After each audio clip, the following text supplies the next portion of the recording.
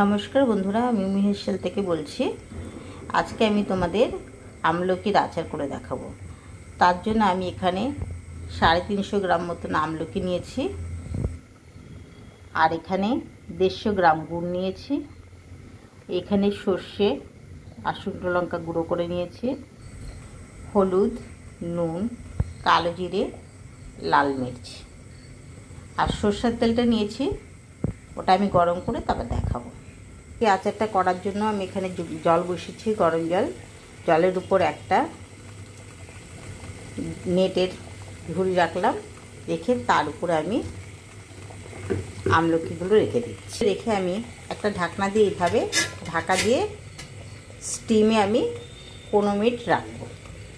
এবারে গুড়টাকে আমি গ্রেট করে নেব। আমলকিগুলো স্টিম দেওয়া হয়ে গেছে। আমি এবার এগুলোকে দেখুন এবার ছাড়িয়ে নেবো, সব এইভাবে খুলে নেবো। সব গরম আছে যদিও খুব। আমলকিটা স্টিম করে আমি এটাকে এখান থেকে দানাগুলোকে বের করে নিচ্ছি। দেখো দানাগুলো বেরিয়েছে, আর কিছুটা আমি এখানে অল্প একটু রেখেছি, পেস্ট করে নেব। সামান্য তেল দিলাম আমি কড়াইতে।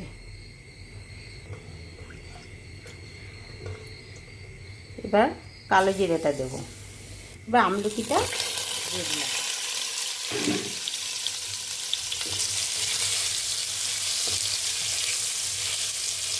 সামান্য একটু নেড়ে নেব। হলুদ দিলাম, নুন। এবার গুড়টা দিয়ে দিলাম, লঙ্কার গুঁড়োটা দিলাম, বিট নুন দিচ্ছি,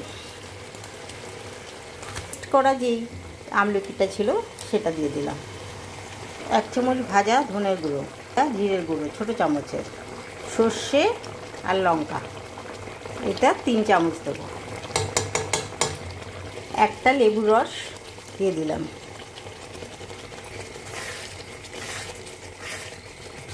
আমার আচারটা হয়ে গেছে বন্ধু। দেখো চটজলদি, মানে অল্প সময়ে 5 মিনিটের ভিতরে আমার আচারটা কমপ্লিট হয়ে গেল। শুধু স্টিমটা দিতে যা আমার 5 মিনিট টাইম লেগেছিলো, 10 মিনিটে আমি এক্ষুনি আচার করে এক্ষুনি পরিবেশন করতে পারবো। আমার আচারটা হয়ে গেছে, পরিবেশন করে দেখাচ্ছি। বন্ধুরা দেখো 10 মিনিটের ভিতরে আমি এই আমলকির আচারটা বানিয়ে দিলাম।